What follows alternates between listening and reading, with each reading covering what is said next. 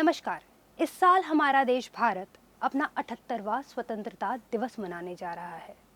जो आज़ादी हमने 15 अगस्त 1947 को सालों के संघर्ष के बाद प्राप्त की थी, उसे आज हम अपने सही नायकों को समर्पित करने जा रहे हैं। एक समय था जब भारत अपनी चमक के कारण जंजीरों में बंध गया था।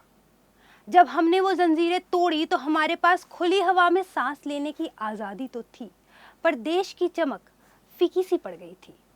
इन 78 सालों में हमने वो खोया हुआ मान भी प्राप्त कर लिया और अब हमारा देश विश्व पटल पर एक उभरते सितारे की तरह चमक रहा है। 1947 के बाद हमारे पास आज़ादी तो थी, पर आज हमारे पास पहचान भी है। इस आज़ादी और पहचान को प्राप्त करने के लिए हमने काफ़ी संघर्ष किए। भारत माँ के आंसू बहे और उनके बच्चों का लहू बहा। 200 साल से ज़्यादा इन जुल्मों को देश ने कई तरीकों से झेला। अपने कई लालों को देश ने खोया इस पहचान को पाने के लिए। वो 17वीं शताब्दी का शुरुआती दौर था जब कुछ लोग व्यापारी के भेष में पूर्व से व्यापार करने भारत आए थे। वो आए तो थे सिर्फ व्यापार करने, पर इस देश की समृद्धि को देख बहक गए।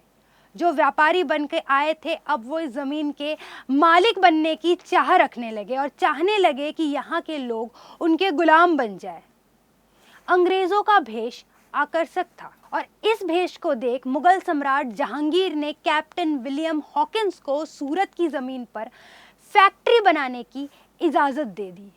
इस तरह साल 1608 में अंग्रेज़ों ने सूरत में पहली फैक्ट्री की स्थापना की। इस फैक्ट्री से जो धुआं निकला, उसने देखते ही देखते पूरे देश को निगल लिया। ईस्ट इंडिया कंपनी ने देश में पैर जमाना शुरू किया और उनके लालच की भेंट चढ़ने लगे हिंदुस्तानी श्रमिक और किसान। पर ईस्ट इंडिया कंपनी के छल को भाप गया था बंगाल का नवाब सिराजुद्दौला और एक दशक से भी ज्यादा समय के अत्याचारों के बाद बजा क्रांति का पहला बिगुल, जब प्लासी में बंगाल का नवाब भिड़ गया रॉबर्ट क्लाइव से। मगर सिराजुद्दौला के सेना नायक मीर जाफर ने अंग्रेजों से हाथ मिला लिया और षड्यंत्र रच हरा दिया नवाब को। सिराजुद्दौला की इस हार ने ईस्ट इंडिया कंपनी के पैर भारत की जमीन पर और पुख्ता कर दिए। इस देश के लोग कहाँ चुप बैठने वाले थे। इसके बाद 1764 में लड़ा गया बक्सर का युद्ध। एकजुटता ही दिलाएगी विजय, ये बात लोगों ने जान ली थी।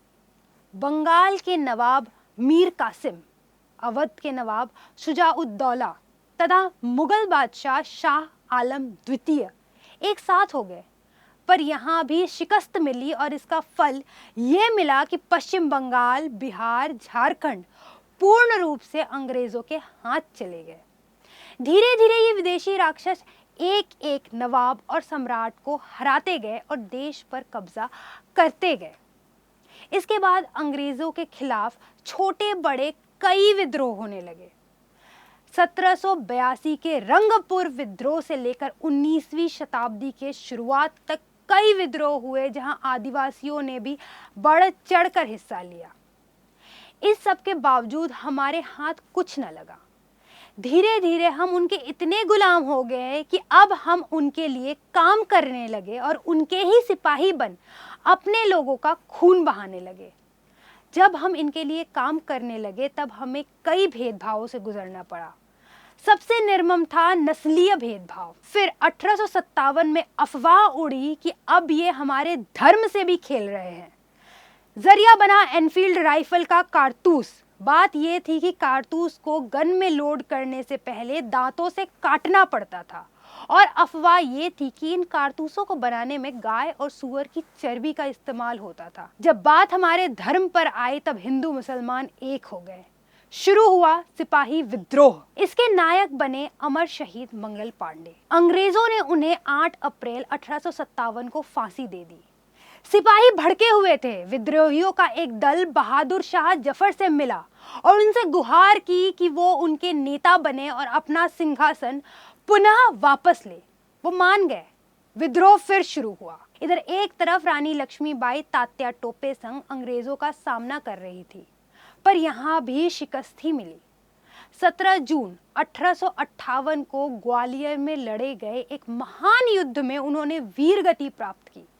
इधर दिल्ली की घेराबंदी 1 जुलाई से प्रारंभ हुई और 14 जुलाई तक शहर पर हमला शुरू हो गया। बहादुर शाह जफर गिरफ्तार हो गए। उनके बेटों और उनके पोतों को अंग्रेजों ने मार दिया और उन्हें निर्वासन देकर बर्मा भेज दिया गया। दूसरी ओर बंगाल में नील विद्रोह भड़क उठा और शांत किसानों ने विद्रोह कर दिया। 1883 तक भारत में इंडियन नेशनल कांग्रेस की नींव डल गई और शुरू हुआ आधुनिक युग की स्वतंत्रता की लड़ाई। पहले दादा भाई नारोजे ने 1866 में ईस्ट इंडिया एसोसिएशन का गठन किया, जिसके बाद सुरेंद्रनाथ बैनर्जी ने 1867 में इंडियन नेशनल कांग्रेस एसोसिएशन की स्थापना की और फिर 1884 में बना इंडियन नेशनल कांग्रेस। 1905 तक दादा भाई नारोजे को दिखने लगा कि इस पार्टी में ज्यादातर लोग विदेशी है और ये ब्रिटिश साम्राज्य के ज्यादा वफादार है।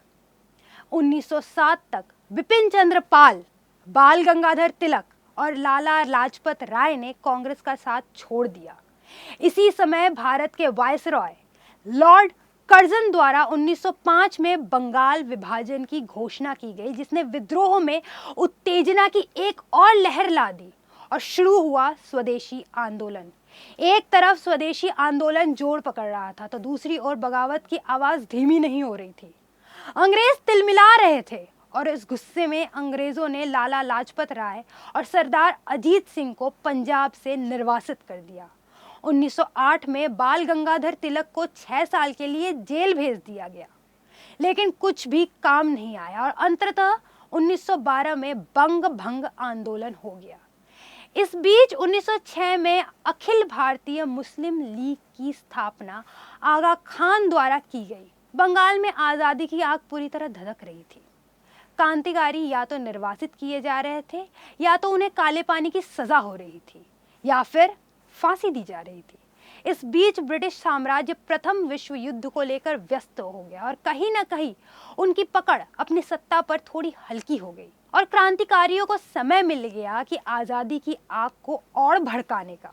1916 तक बाल गंगाधर तिलक और एनी बेसेंट ने मिलकर होम रूल लीग की स्थापना कर दी। इसे होम रूल आंदोलन के रूप में भी देखा जाता है।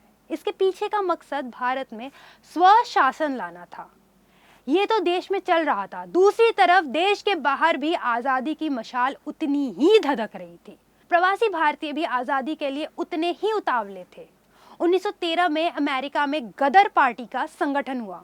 इसकी नींव सोहन सिंह, करतार सिंह, अब्दुल मोहम्मद बरकतुल्ला और रास बिहारी बोस ने रखी।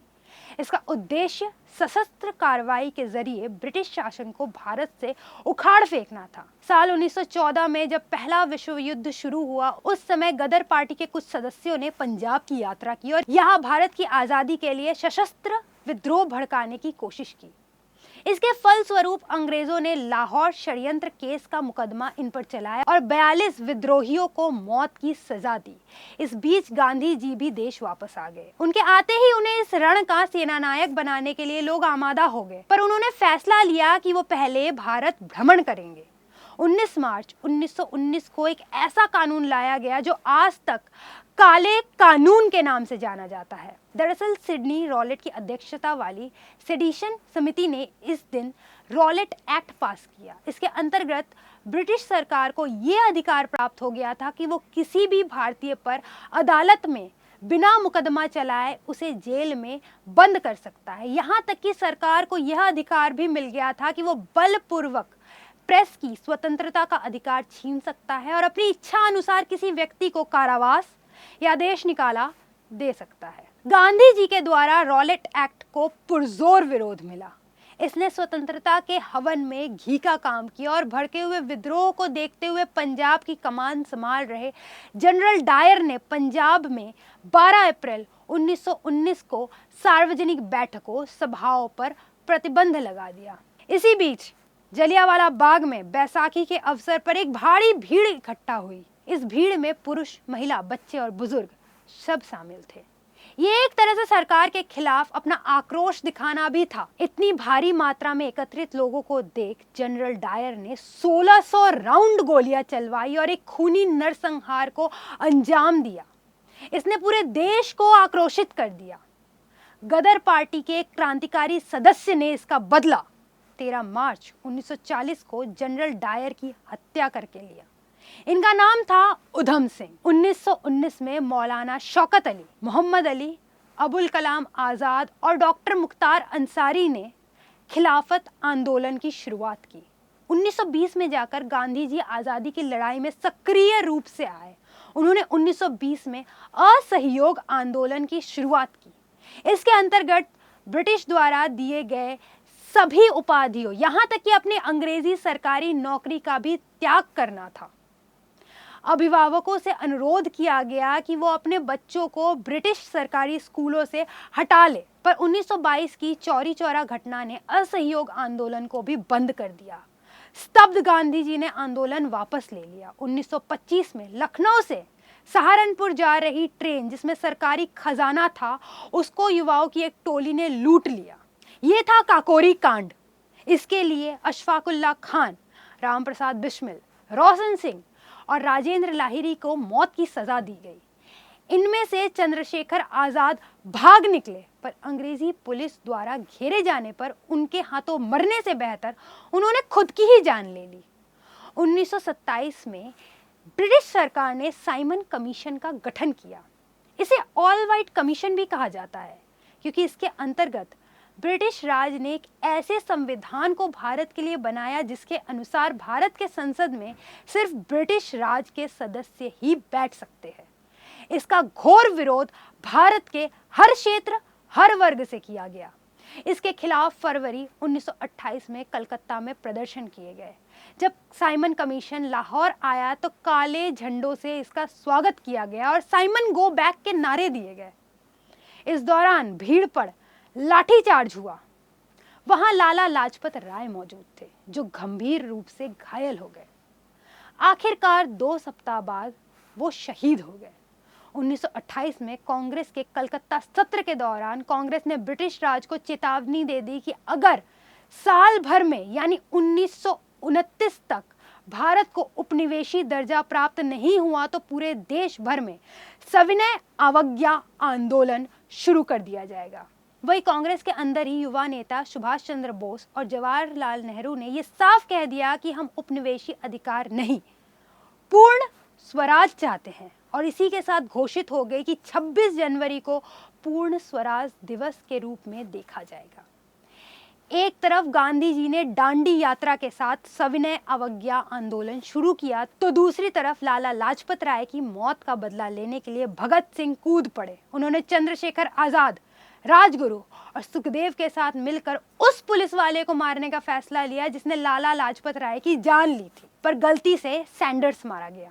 इस बात ने ब्रिटिश को भड़का दिया और उन्होंने डिफेंस ऑफ इंडिया एक्ट लगा दिया। इसके विरोध में भगत सिंह ने बटुकेश्वर दत्त के साथ मिलकर 8 अप्रैल 1930 को सेंट्रल असेंबली में बम फेंक दिया, जिसके लिए 23 मार्च 1931 को भगत सिंह को फांसी दे दी गई। 1931 को गांधी और इरविन के बीच एक संधि हुई कि ब्रिटिश राज सारे राजनीतिक कैदियों को आज़ाद करेगा और बदले में सविनय अवज्ञा आंदोलन खत्म किया जाएगा, पर ऐसा कुछ हुआ नहीं। ये संधि भी टूट गई। 1932 में सविनय अवज्ञा और जोरों से शुरू हुआ। द्वितीय विश्व युद्ध के दौरान कांग्रेस ने सोचा कि ब्रिटिश का साथ देना चाहिए और उसके बदले पूर्ण स्वराज की मांग रखी जाएगी, पर ब्रिटिश ने बोला कि उपनिवेश और संविधान सभा के बारे में सोचा जा सकता है। सुभाष चंद्र बोस ने इसका विरोध किया और 1939 में फॉरवर्ड ब्लॉक का निर्माण किया। एक तरफ ब्रिटिश सरकार झूठे वादे करती जा रही थी और दूसरी तरफ कांग्रेस उलझन में फंसती जा रही थी। इस बीच बोस अपने नजरबंदी से निकलकर जर्मनी भाग गए, जहां से वो जापान शासित सिंगापुर गए। उन्होंने भारत के प्रथम स्वतंत्रता फौज आजाद हिंद फौज का निर्माण किया और अंडमान द्वीप समूह को अपने नियंत्रण में ले लिया। यहाँ से वो नागालैंड की तरफ बढ़े। जब फौज नागालैंड से मणिपुर की तरफ जा रही थी तब उनके पास हथियारों की कमी हो चुकी थी। 1945 तक जापान ने भी अपने हाथ खींच लिया और आजाद हिंद फौज को सरेंडर करना पड़ा। इधर ब्रिटेन में लेबर पार्टी की जीत हुई और दूसरी तरफ जिन्ना के नेतृत्व में मुस्लिम लीग ने एक अन्य देश पाकिस्तान की मांग रख दी। अब आज़ादी एक सपना लगने लगी थी। 16 अगस्त 1946 को मुस्लिम लीग ने डायरेक्ट एक्शन डे का ऐलान किया और इसने सांप्रदायिक हिंसा को बढ़ावा दिया।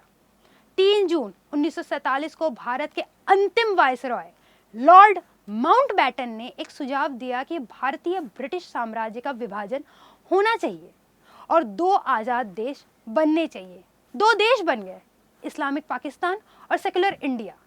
इसी के साथ 14 अगस्त 1947 की मध्य रात्रि को देश आज़ाद हुआ। 200 से भी ज़्यादा साल का संघर्ष खत्म हुआ और अब आगे थी एक उज्जवल भविष्य की कामना। ये थी कहानी हमारे आज़ादी के संघर्ष की, कैसे हम गुलाम बने और कैसे हम आज़ाद हुए। और आज हम गर्व से कहते हैं कि हम भारतीय हैं और हम आज़ाद भारतीय हैं। जय हिंद। देश और दुनिया की तमाम खबरों के लिए देखते रहे द न्यूज़ 15। नमस्कार।